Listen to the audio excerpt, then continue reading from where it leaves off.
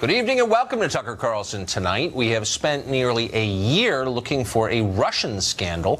For months, it's been basically the only thing anyone in Washington talked about. Many people were certain it would end in impeachment and prison terms. I've come to conclude that Trump has the Kremlin clan surrounding him. There's more to be learned about it. I believe there's been collusion. It's starting to smell more and more like collusion to, I think, the public. We saw cold, hard evidence of the Trump campaign, indeed the Trump family, eagerly intending to collude possibly with Russia. Well, it's finally happened. We have a Russia scandal, but instead of proving collusion between the Trump campaign and the government of Vladimir Putin, this one reveals deep wrongdoing in the Obama administration, and it's real. We've known for several years that Russian money was flowing to the Clinton family and the foundations during the exact same period the Obama administration approved the Russian acquisition of 20% of this country's strategic uranium reserves. But now, new reporting from the Hill newspaper reveals that as early as 2009, the FBI was investigating secret Russian efforts to get the deal done by bribing Americans. And yet somehow the public and even key officials were never told about that investigation as they made the decision to allow the deal to go forward. At least one American businessman says he directly witnessed Russian efforts to convince the Clintons to approve that deal. The businessman says he was blocked from publicly telling Congress what he knew because he was ordered to remain silent by Eric Holder's Justice Department. It's a remarkable story and potentially a very significant one. Peter Schweitzer originally broke this story in a book called Clinton Cash. He's been covering it ever since, and he joins us now. Peter, thanks for coming on. Thanks, Tucker. Thanks for having me. So this is a kind of confusing coda to the story. The person who apparently has firsthand evidence that the Russian government tried to suborn the Clintons to get them to support the deal has been prevented from speaking even to Congress. How can that be, and what's the justification for that? Well, that's a great question, Tucker. What we know, apparently, based on the reporting, is that he has been put under a gag order by the Department of Justice and has been told that if he speaks about this publicly, not only will he face financial penalties in the form of a fine, that he could actually go to jail, that his liberty would be at risk, which is mystifying to me. I mean, why do we not want to know the details about this? That's what's so troubling, is it reeks of cover-up. It just stinks. There's no other word for it. As a legal matter, how can the Justice Department from a previous administration tell the Congress of the United States, elected officials, that they can't talk to an American citizen about allegations of bribery that put our national security at risk? How does that work? Well, it really shouldn't work and can't work. And what I mean is the Department of Justice today, under President Trump, Attorney General Sessions, could tomorrow come back and say we are removing this gag order, that we believe that there's a compelling national interest to know. We want this individual to testify before Congress. We want the public to know exactly what went on. So this is not something that's unbreakable, but it just simply takes a request from the Department of Justice to remove that gag order. If that gag order is not removed, I think it's doubtful this businessman's going to want to go public because he doesn't want to be put in legal jeopardy. So back to the core question, the approval of this deal, Uranium One, purchased by a Russian company, giving the Russians, in effect, control of 20% of our uranium supply. The office of then Secretary of State Hillary Clinton said basically she had nothing to do with the approval. Right. Is that true? How could that be true? It's not true, and it's interesting with the Podesta emails that came out, the leaked Podesta emails, what you find is how they tried to cover this up. One of the assistant secretaries, a gentleman named Fernandez, came forward and said, oh, I was the one that really made the decision. She was not involved in that decision. But if you look in the Podesta emails, you see exactly how it went down. Fernandez is communicating with John Podesta and is saying, let me know what I can say, how I can be helpful. So she was intimately involved in this decision. And this is the important thing to keep in mind, Tucker. Hillary Clinton, in 2008, when she ran for president, went into detail. She actually had a plan on toughening CFIUS, this body that would approve these kind of controversial deals. So she's very knowledgeable on this subject, and she's a hawk on this issue. So for her to pretend like, well, I don't really know what was going on, I was not involved, just stretches credulity. And that's one of the reasons we need to have an investigation. And really, to this point, Tucker, we have not had a congressional hearing on this. We've not had a grand jury as far as we know. It's just shocking to me that there's been no investigation on this whatsoever. And just to be clear, the dots that we're connecting are not very far apart. So the chairman of this uranium company, Uranium One, is also on the board of the Clinton Foundation and a close friend of the Clintons. John Podesta's company, the Podesta Group, lobbied on behalf of this company, Uranium One. Am I getting these facts wrong? You're exactly right, Tucker. Here's the bottom line. As this deal was coming for approval in 2010, the Clinton Foundation received from 9 shareholders in this uranium company that was sold to the Russians. 9 of them all of a sudden decided they were going to donate large amounts of money to the Clinton Foundation, more than $145 million. And by the way, a lot of those donations were never declared publicly by the Clintons. They were hidden. So it stinks in so many levels. Here's the other important national security implication, Tucker. This deal was predicated on the fact that when the Russians got control of this uranium, it would not be exported out of the United States. That was part of the agreement. The New York Times has now reported that that's not true. Yellow cake from these uranium mines are being exported out of the United States, and we don't even really know where they're going. That in and of itself demands investigation. Yeah, about 20% of it, they've reported, has gone to some unknown destination, which is ominous. Peter Schweitzer, again, the person who broke this story in the beginning and has been on it ever since. Thank you. Thanks, Tucker. So questions of bribery aside, why exactly did the Obama administration allow a foreign rival, Russia, to control 20% of American uranium reserves? Nancy Soderberg was an ambassador to the United Nations and Deputy National Security Advisor at the White House under President Clinton, and she joins us tonight. Ambassador, thanks for coming on. My pleasure. So leaving aside the questions of the DOJ investigation, why in the world would Hillary Clinton's State Department and the Obama administration sign off on a deal that allows a rival power to control 20% of our uranium reserves?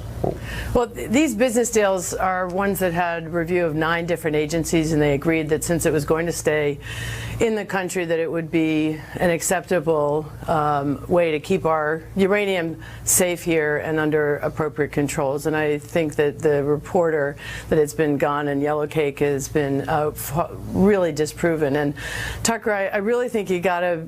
You're digging at the bottom of the barrel here. May I stop you there? So you think it was a good idea for the Obama administration to give Russia, our primary adversary in the world, according to the Democrats, control of 20% of our uranium? Why would that be a good idea? I'm sincere. Why is that a good idea?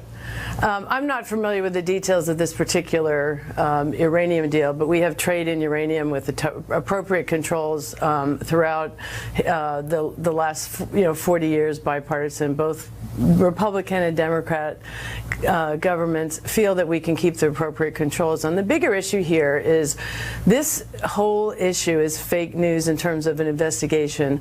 It's been shut. In fact, all President Trump has to do is ask his current Deputy Attorney General and Deputy Head of the FBI, who looked at this and closed it in 2015. So this is fake news trying to divert from what is the issue. But I'm actually not engaging in fake. Okay, you may have that view, but I'm not engaging in that. I'm asking you about the policies. Why are we talking about something that happened almost 10 years ago? I'll tell you. Actually, I can answer it. Hold on. This isn't what stopped. It didn't happen almost 10 years ago. Invading in our own democracy here. We should be talking about that. Okay, if we are as concerned about Russia as you say we should be, as you just said we ought to be, then why wouldn't we be concerned about the fact that, according to the Nuclear Regulatory Commission, reported in the New York Times, some large percentage of this uranium in the form of yellow cake has been exported to unknown countries? What countries do you think those are? Switzerland? I have no idea. And okay, but why? Wait, but hold on. Wait, why isn't that? I'm not in the government right now, so I'm not looking hold at on. But you have the no security problem. piece of this. Okay, but hold on. You've got no problem saying they hacked our democracy. Why aren't you concerned about that? You blow past it like it's. Look, what I'm more concerned about right now, I'm concerned about any breach of our national security. And if there's a problem here, we need to investigate it and look at it. And that's what both presidents, Democrat and Republican, do. What I'm more concerned about is the invasion of our democracy by that very power you're trying to go back 10 years ago. What did the Russians do in our investigation right now, and why are But it's the not GOP, 10 years ago. We're not talking about Facebook ads they bought. We're talking. No, what I want to know, and what your show should be talking You're about, is filibustering. Actually, an important point. Why are the Republicans in this Congress trying to cut off the investigation of Russia's role in our democracy? That's real news. But by the way, I'm not. You know what? I'll grant you that point. I don't care. I want to talk about the fact that uranium is being mined in the American West and is controlled by the Russian government, the very one that you say poses a threat to our democracy. Why shouldn't every American sit bolt upright and say, what? How the hell did they get control of that? No, I'm serious. It's not 10 years ago. It's right now. It's happening now. Well, first of all, I don't think they control the uranium. It's under very tight controls. It's under very security controls. But it's not under tight controls. They own some of the U.S. government. They own some of the company that owns it. And if it's a problem, then we need to have the president look into that. He's in charge right now, and President Trump should look into it. Would you have signed off on that deal? Honestly, knowing what you know about Russia, you don't think it's just prima facie insane to give a country that seeks our destruction control of our uranium supply? This is a deal that was almost 10 years ago. It's I'm not going to sit here and tell you about the deal. No, that's not true. It was 2010. Okay. It's almost 2018. But it is ongoing to this day. I think, look, and Bill Clinton brokered it. You don't think... No, look, we have... No, but that's not speculation. That's a fact. Look, all of us take very seriously the control of uranium, plutonium, and our stockpiles. Oh, absolutely I do. Oh, really? Then why are you blowing past my questions, which are real? I've said several times, these types of deals, and I'm not familiar with this particular one, have very, very tight controls. They're reviewed by 9 agencies. But you are factually wrong in this case because we don't know where the yellow cake is going. That's been reported by the New York Times. It's not something I'm making up in right-wing land. That's a real thing. So why aren't you upset about it? Because I haven't seen that report, and from what I know, these have very tight controls on them. And if there's a problem, then the Trump administration needs to immediately look at it. I agree. What I'm concerned about is Congress doing Russia's bidding by trying to stop the investigation of Russia's collusion in our elections. But this is Why silly. are we doing that? We have an independent council investigation that's proceeding at pace that has unlimited, but they can't stop it. Why are the Republicans in Congress trying to do Russia's bidding and stop the investigation? I'm a little surprised that you are resorting to political bumper stickers and talking points, and I'm asking you about a policy that affects our national security right now. No, you're trying to dig back in history to deflect from what's going on in today's history. It's ongoing. It's happening right now. And what's happening right You're the former ambassador. Why am I the policy person in this conversation? I don't care what the Republicans do. I've said we need to address the security of this deal that was almost 10 years old, and we will. And the President of the United States has the power to do that. What I'm concerned about is what's happening today in Russia's interference in our elections. This is happening today. They have control right now. And why are the Republicans in Congress trying to cut that? Whatever. They have no control. It's an independent council investigation. They can't stop it. They're trying to cut the funding off of that investigation. So you're worried about Facebook ads, and I'm worried about the dissemination of yellow cake. I'll let our viewers decide which is more important. The American people need to know what happened in our election. Right, okay. And that's the bottom line. All right, Ambassador, thanks for joining us. Appreciate it. The Hollywood backlash against sexual harassment has claimed a new head, this time at Amazon Pictures. We'll get details on that next.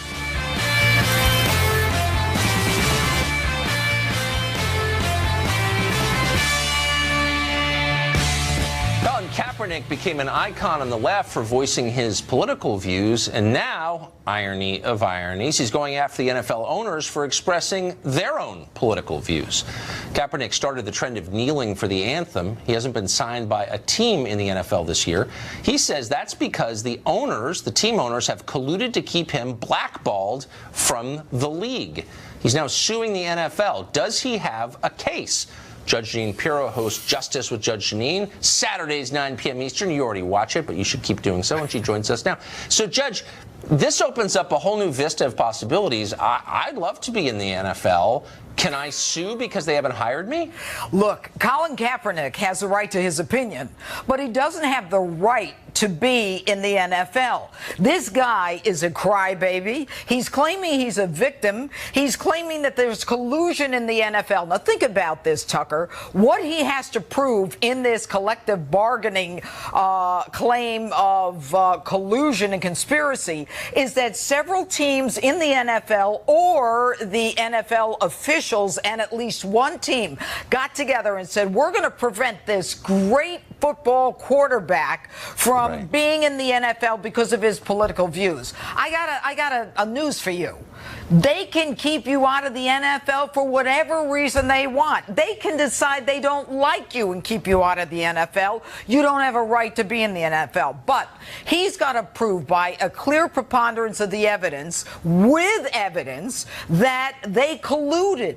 What evidence does he have of collusion? Right now, he's saying that there was a political atmosphere, that the president was partisan in this. Colin Kaepernick needs to understand he took a knee in, what was it, August of 2016, when the president had not even mentioned this, and he became a free agent in March of this year. The president didn't talk about any of this until last month. So he's saying, I'm a victim of the president and all this political partisanship. The president didn't open his mouth until a month ago. But also, I mean, isn't it, the claim itself is just ludicrous on common sense grounds. Character is clearly not an important criterion in the NFL. They hire horrible people all the time on the basis of, really, I mean, they hire, it's a pure meritocracy. They hire the best football players. Like, they've got a long history of that, right? But yeah, have you looked at the rap sheets of any of these guys? The proportion of the guys who have been arrested? I'm not even going to go into it, but make no mistake, what with domestic violence, some of the claims that we've heard about manslaughter, et cetera, et cetera. But what you've got with Colin Kaepernick is a guy who, sure, he helped the 49ers get to the Super Bowl, but he was benched 2015 for the whole year. So don't say because you decide you want to be a free agent and get out of your contract, now all of a sudden you have more rights than everyone else. You don't. And I don't care who your lawyer is. I don't care if this seems to me to be a leftist agenda to bring Donald Trump into the issue, the president, as everything is his fault. No, it isn't. And you're not a victim. You're just not as good as you used to be. I like the argument, though. I've got political views and no NFL contract. I wonder if there was collusion. Well, I want to ask you about this. We've got another studio head brought down by sexual harassment allegations. It's Roy Price. He resigned as the head of Amazon Studios, a producer for the show The Man in the High Castle. That's one of the most popular shows on Amazon. Said that Price aggressively propositioned her for sex. According to The Hollywood Reporter, this looks something like, a little bit like, the Harvey Weinstein story. What does it add up to? Is this evidence that Weinstein is not alone? Well, I think that it is more evidence that there is a culture in Hollywood that allows men in positions of power to try to seduce, sexually harass, sexually abuse young women, that this casting couch, a.k.a. casting bed, is something that is so much a part of business that it is not, they don't even talk about it. And I think that, look, Amazon is huge. You and I both know it's huge. And this guy is not only accused of sexual harassment. Rose McGowan went to him and said, look, I was raped by Harvey Weinstein. He poo-pooed her when under California law and federal law, you were supposed to look into those allegations.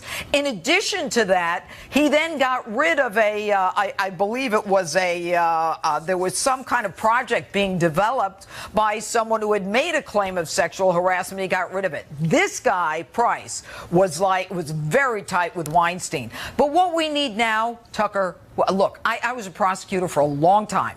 I did sex crimes. We need to get to the bottom of this culture in Hollywood. We need to have a liaison with the National DA's Association, talk to women in New York, in LA, wherever they're doing movies, motion pictures, get the Motion Picture Association to fund it if they really mean business. Because this is going not just across the country, but across the globe in terms of the victimization of women who are young, vulnerable, and who want a career. career. But I don't understand this. I mean, Harvey Weinstein is like a big donor to Planned Parenthood. Obviously, he supports women. You know, that's the one thing we know about Hollywood. It's an empowering place. They voted overwhelmingly for Hillary Clinton. Like, how could they not be on the side of women? This is part of the Hollywood hypocrisy where, you know, do as I say, not what I do. Right. And by the way, you know, Harvey Weinstein's support of women's projects and programs is nothing more than a prophylactic, so to speak, for his attempt to do what he's got to do and then say, I'm innocent, I love women. Sure do, but I love women. Look at all of these issues and all I of these hired Lisa that Bloom. I support. I'm a good person. I bought my indulgences. It's like the medieval church. Right. But that's classic Hollywood. And you know what? The fact that so many strong women, Tucker, didn't come out and say anything. They just went along with it tells me we need an outside independent agency to oversee what's going on in Hollywood. I'm sorry to laugh. Just the ironies are so deep. Judge, it's great to see you. Judge Janine Pirro, every weekend. Thank you. You probably thought the threat of President Hillary Clinton was dead and buried, but like a zombie, it rises once again. Professor Lawrence Lessig of Harvard has a plan to reverse the election results. He joins us next to explain what it is. Now almost a year since the 2016 election. It's been 10 months since the inauguration. But the idea of a Hillary Clinton presidency refuses to die. Oh, I hope Hillary runs. Is she going to run? I hope. Hillary, please run again. I mean, look, there are a lot of reasons she didn't win, including the fact that she was not good at what she did. Our next guest says Hillary Clinton may not even have to run again. She may be appointed president. Harvard professor Lawrence Lessig recently wrote a piece explaining that she can still become president, Hillary can, without waiting for 2020. What exactly is this plan? Professor Larry Lessig joins us now. Professor, thanks for coming on. Thanks for having me, Tucker. So I want to take this seriously, both because you're a Harvard professor, so you're smart. I know you're a sincere person. It doesn't seem like, on its face, a very democratic plan, but how exactly could Hillary Clinton, having lost, become the president? Well, look, I didn't write a piece predicting anything. I wrote a piece in response to a question. And the question I got was, what happens if it's shown that there was a conspiracy to steal the election? And what I said was, I'm not even sure I think I believe that. There's no evidence of that, not enough to actually speculate about it in public. But if that is true, if it's shown, then what should happen? And I think, you know, the fundamental point that if you steal the election, you have to give it back is something we all should be able to agree on. I don't know why there should be much argument about that. All I was trying to explain is what are the steps that would actually happen if this, in fact, were the first thing that happened. So, number one, if it's shown without doubt that there was a conspiracy to steal, which is different from lots of other reasons you might impeach a president. This is a very particular one. The president should resign. And if the president should resign, so too should the vice president resign. And if that happens, then under the presidential succession statute, Paul Ryan becomes president. And that's where the hard question comes. Should Ryan remain president as somebody who's inherited because of this theft, or should he do what I think is actually the moral thing to do here, which is the right thing to do, which is to correct for the theft? And he could correct for the theft very easily under the 25th Amendment by nominating a Democrat, Hillary Clinton, to be his vice president and then step aside. So it's speculation based on a question that was presented to me hundreds of, well, not hundreds of times, I'm a law professor, tens of times by people writing emails to me about it. So a couple of things. When you say theft, do you mean literally theft? If it could be shown that the Kremlin somehow controlled the tallies in the voting machines? Or is it theft in the sense in which it's used in Washington now, that somehow sophisticated Russian propaganda convinced a lot of right-wing mouth breathers in a couple of key states to vote against their own interests in selecting Trump? Which of those? Is it propaganda or actual theft?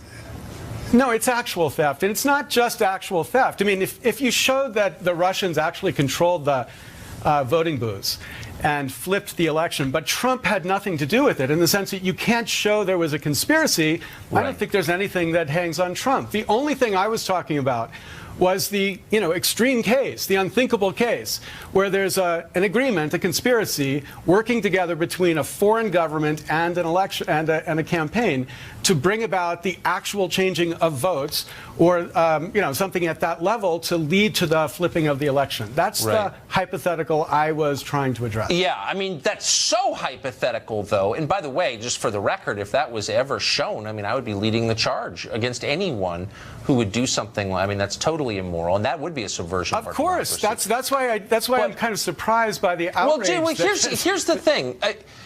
That's so unlikely that it almost seemed like you were writing a species of pornography for people who are desperate to believe that Trump's presidency is basically illegitimate, and saying to people in your own kind of propaganda, like, this could actually happen. You know what I mean? Like, you're writing escapist literature for unhappy lefties kind of thing.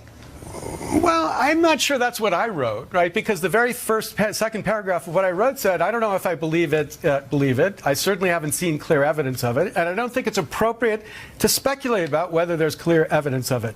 But I get tons of email from people asking, what if there was such a conspiracy? So, I set it up to say, I'm not saying this is true. I'm just trying to, there are a lot of people who say, well, can we have a new election? Or can the Supreme Court force the Electoral College to vote again? What I was trying to say is, look, none of those things are possible under our Constitution. You can't have a new election. You can't have a new Electoral College vote. All of that is fixed. There's no way to go back. But there is this path, given the way the 25th Amendment works, that it could actually work. Now, again, not a prediction, not an argument for it, I get not it, but wouldn't it just be better? I mean, it's a little like saying, well, I'm not saying the Israelis are behind 9/11, but just theoretically, wouldn't it just be better to say, look, using the moral authority you have as a tenured Harvard law professor, that's not true. Actually, there's literally zero evidence that the Russians got into our voting machines at any level. We've looked into this. It's not true. And, move on. Wouldn't it be better to do that? Well, as soon as the actual ongoing investigation of what happened is finished, then yeah, I think exactly what you're saying is true. But what I started the piece by saying is that there's this chatter that's, coming up. And again, it could just be conspiracy theorists. I don't know. I don't really care. The point, again, I wasn't making a press release and coming out and trying to do some big event drawing attention to this. I was just writing a blog post in response to a question. I know, but you're Larry Lessig. You're the famous guy. You know what I mean? People pay attention to what you're not just writing a blog post. I mean, people pay attention to what you say because you're smart and you have this position of authority. Let me ask you this final thing. Can you understand the perspective of the Trump voter looking on at this, saying, I voted for the guy, I knew his flaws, but I did it because I felt like he was better than the option. And ever since I voted for him, I've been attacked as immoral by the elites in Washington, Boston, New York, and Los Angeles, calling me immoral and trying to take the election away from me. And I'm offended by that. Can you see that perspective? Oh, my gosh. Of course I can, Tucker. Yeah. It's not just to see the perspective. I mean, I completely understand there's a segment of the people who voted for Donald Trump who were so deeply frustrated with what they perceive to be the deeply corrupted way that Washington works. And I'm one of those people that's been on that charge, screaming this as much as I possibly can. I completely get it. And I am the first person to say I wish that all of these questions would be bracketed and put to one side, or answered at least. But in the context of this ongoing investigation, I don't think it's to be placed on me that I'm answering a question about what could happen. Something if it came out of the investigation. All I'm saying is, here's what could happen if something came out of the investigation. Unlikely to happen. As a non-law professor, I'm gonna rule on this one. Professor, thank you for joining us. I'm going to support you on that. It's unlikely to happen, but it's what could happen. Thank you. Thank you, Lawrence Lessig. Up next, you pay for illegal immigrants to go to school, go to college, get food stamps, housing vouchers, and a whole lot more. Are you ready to start paying for their abortions? That's on the table somehow, all of a sudden. We'll discuss next.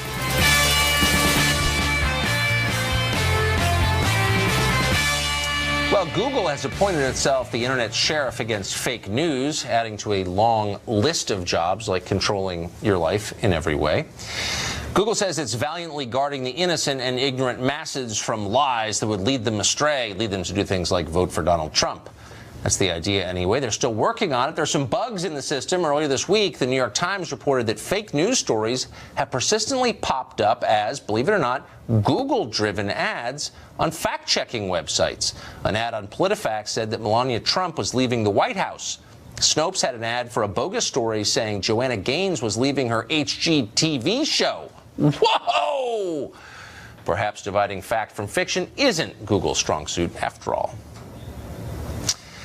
Well, it's well established at this point that the left believes every single person on earth has the moral right to enter this country, legally or not. But the most avant-garde liberals are finding a new right for illegal aliens, the right to have an abortion at taxpayer expense. Kristen Hawkins is president for Students for Life of America. She wrote a piece about this phenomenon for The Federalist, and she joins us tonight. Kristen, thanks for coming on. Thanks for having me, Tucker. So this is one of those stories, it's kind of hard to believe it's true, but you fill in the blanks. Liberals are arguing that U.S. taxpayers somehow have an obligation to fund abortions for illegal aliens. True? That's right. This young girl entered our country illegally. She's from Central America. She informed the government once she was apprehended that she was pregnant and that she wanted to have an abortion. Not surprisingly, the ACLU seized this opportunity along with their abortion allies to mandate that taxpayers facilitate her abortion. And this is it's a shocking case because it shows you just how far the ACLU, their friends at Planned Parenthood, and the abortion industry want to take their extremist abortion agenda. They want to use this girl, and what they're trying to do is use her as sort of a Jane Roe 2.0 to internationalize Roe versus Wade, and they're declaring that she has a constitutional right to have a taxpayer-funded abortion, which the last time I checked, the Constitution only applies to Americans. Well, and I don't think it directly addresses whether or not we have an obligation to pay for the abortions for legal aliens. I mean, it almost seems like, I mean, the left loves abortion. They think it's the key to freedom and personal liberation, as you know. But it almost seems like it's not really about abortion. It's the ACLU and affiliated groups seeing how high they can raise the middle finger in the face of middle America and say, you know what, we hate you, we despise your values, and we're going to do exactly what we want to make you pay for it, whether you like it or not.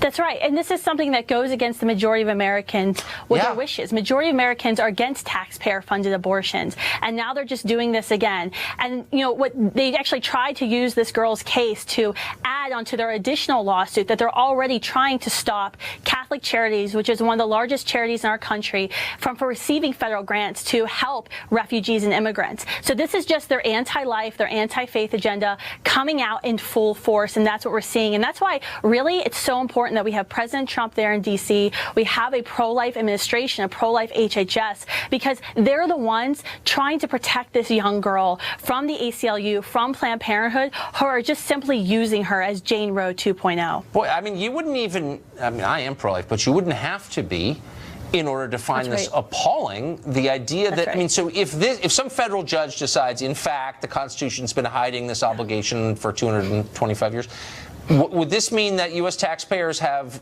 an obligation to fund the abortion of, like, anybody from around the world who comes here for one?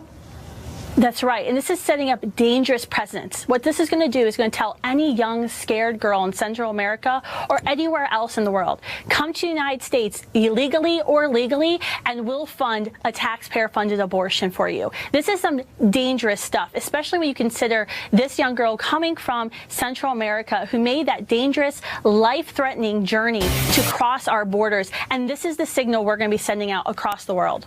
Yeah. See, this is why Trump's going to win again, because no matter how flawed he is, normal people look at the alternative and say, you know what? You scare me, because you're nuts, actually, and you're haters. That's right. They're extremists. Now, that's for sure. Kristen, thank you for joining us. Thanks for having me. The disappearing Las Vegas guard is back. Jesus Campos appeared on the Ellen DeGeneres show today. But the real questions about Las Vegas remain unanswered. It's actually gotten weirder. You didn't think it was possible, but it has. We'll fill you in after the break.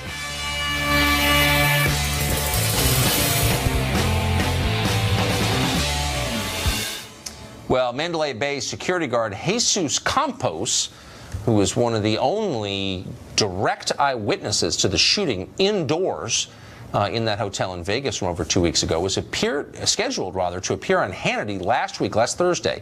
But he abruptly backed out without telling anybody and disappeared. Well, today, Campos resurfaced. He made an appearance on the Ellen DeGeneres show. Here's part of it. You just want this to be over. So you're talking about it now, and then you're not going to talk about it again. And I don't blame you, because why relive this over and over again? But it's helpful for people to understand what a hero you are, because you, being shot in the leg, saved so many people's lives. So we just wanted to celebrate you. That's why you're here today, because we want to thank you for what you've done. Huh? How exactly does that work? And is that really an interview? Well, it turns out it could actually be a bizarre case of cross-marketing by MGM Resorts that owns Mandalay Bay, sponsors, by the way, the Ellen DeGeneres show, and features Ellen-themed slot machines in many casinos, including Mandalay Bay. Huh. Maybe that's why he did the interview. Meanwhile, MGM reached out to us after a report came out suggesting that Jesus Campos was using someone else's Social Security number. The MGM company claims they verified his employment eligibility back in 2015, and it was his Social Security card. Mark Stein is an author and columnist, and he joins us tonight. So, Mark, look, I'm not a conspiracy nut at all, and I'm desperately hoping the authorities will prevent me from forming my own conspiracies to explain what is becoming increasingly inexplicable. But it looks like that interview you just saw, and I'm putting air quotes around the word interview, was managed by MGM, and that's why they put him on Ellen's show. Does that give you confidence that the public, which has a right to understand what happened, is learning anything meaningful about this story? No, and I'm not a conspiracy nut either, but you're entitled to be one on this, Tucker, because whether by intention or design, nothing is proceeding normally in this case, up to the absurdity where someone says, I'm only going to give one interview, and I'm going to give it to Ellen DeGeneres. And Ellen... Exactly. And I've got nothing against Ellen. I don't either. But it seems very a weird choice. And as you say, she manages to say, well, you are a true hero because by getting shot in the leg, you saved so many lives. That's not what happened. That was the old narrative. Exactly. The old narrative was that he interrupted the gunfire, took a shot in the leg, and brought the massacre to a halt. And then the sheriff said, oh, no, sorry, is that what I said? No, absolutely sorry, I got things the wrong way round. Actually, Mr. Campos got there before the mass shooting started, and then apparently the shooter took, between shooting Mr. Campos in the leg, there was then a 6-minute delay before he started massacring everybody, during which time he had a nice cup of tea or called down to room service or whatever he did, and then the hotel said, no, that's not what happened. There's a third timeline, and then everybody does the obvious and says, well, why don't we ask Mr. Campos what happened? And then they say suddenly, oh, no, he's disappeared. He's gone now. He's off the scene. No one's seen him for a week. And then he comes back and he's on the Ellen DeGeneres show. And that's how conspiracy theories start. And everybody is entitled to take a flyer on whatever conspiracy theory they want in this case, because for whatever reason, officialdom and Mandalay Bay and the Ellen DeGeneres show have muddied the waters to total impenetrability now. Well, that's nicely put, because it's clear. And by the way, simply because MGM managed this interview doesn't mean that it's inaccurate or that, I'm not attacking MGM, but I also think it was managed. Clearly, it was managed. Right. And so and they're under a ton of legal pressure because the usual ambulance chasers are circling the hotel looking for payouts. And so that suggests that, he's under a lot of pressure to give a specific storyline that may not be that useful in understanding what actually happened. Well, but there's other issues here, Tucker, because Las Vegas is one of the most surveilled cities on Earth. Yes. Because all these big casino resort owners want to know what people are doing in the building from every conceivable angle. So even before we got the big panopticon post 9/11 security state, in Vegas they had cameras everywhere linked to some back office where everybody's looking at what you're doing. And what's interesting to me is that if, say, there's some terrorist thing that goes on in London or Paris or Brussels or wherever, within a couple, take the Brussels airport bombing is a very good thing. These guys pull some stunt at the Brussels airport, kill a bunch of people. Within 24 hours, you've got the closed-circuit television picture showing the killer moving through the airport concourse. Here, Mandalay Bay has not released any footage, any shots of this guy. The couple of pictures, even of the hotel room door, are actually extremely limited. If 200 rounds did indeed come through this door, that must be the best built hotel room door in the history of hotel rooms. That's exactly right. And so, obviously, I might be wrong. There might be an explanation for that.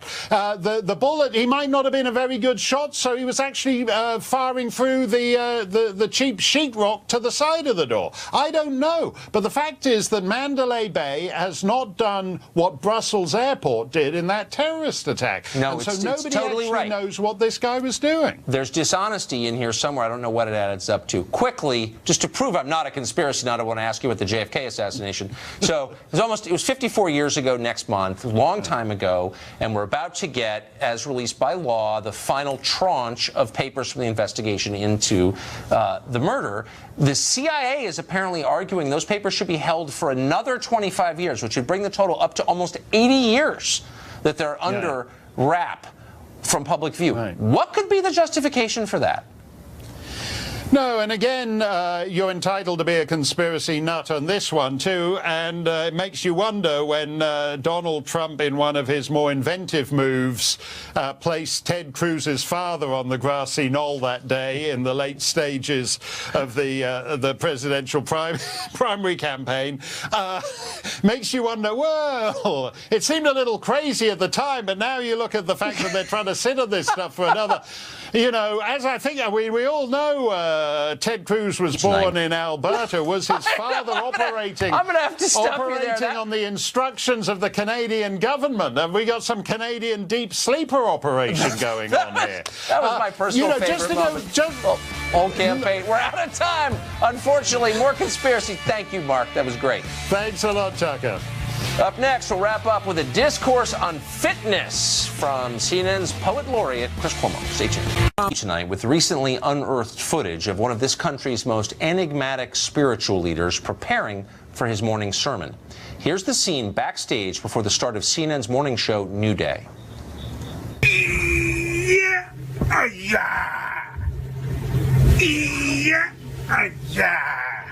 News time. Mussolini in his final pose? Nope. That was noted Swami Chris Cuomo cleansing body and soul while physically inverted in the ashram known as CNN. Once again, a reminder, you don't have to understand Chris Cuomo to enjoy Chris Cuomo. Boy, do we. That's it for